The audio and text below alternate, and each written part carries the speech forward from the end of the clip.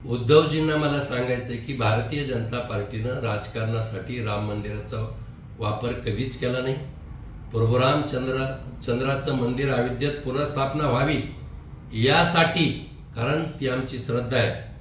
राम आमची अस्मिता आहे, राम आमचा प्राण आहे।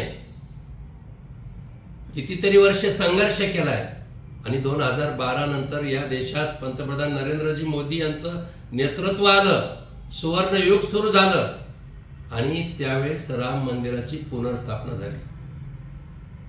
तुम्ही तर 2019 ला केवळ मुख्यमंत्री पदासाठी हिंदुत्वाचा विचार बाजूला ठेवला आणि अविचाराने महाविकास आघाडीच्या सोबत युती केली।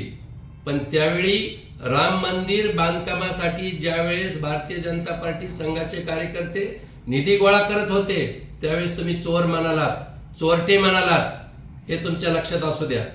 आणि एवढंच काय, तुम्हाला हनुमान चालीसा, राम रक्षा नाव घ्यायची सुद्धा तुमच्यात नैतिकता नसावी।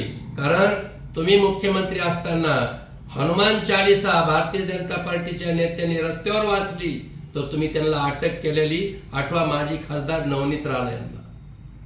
आणि अजून एक तुम्हाला सांगायचं उद्धवजी की राम मंदिरात दानपेटीची चोरी झाली ही घटना आहे, त्या गुन्हेगाराला सरकार शिक्षा देतच आहे, अनेकांची अटक झाली आहे।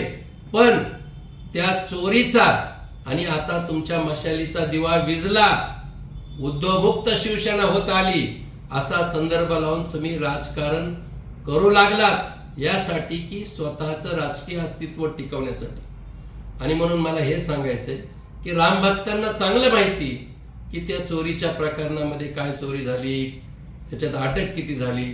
आणि म्हणून मला तुम्हाला हेच सांगायचंय की तुम्ही ज्या प्रकारचं आंदोलन हे आता राजकीय तुमचं अस्तित्व टिकवण्यासाठी करू लागलात हे नक्की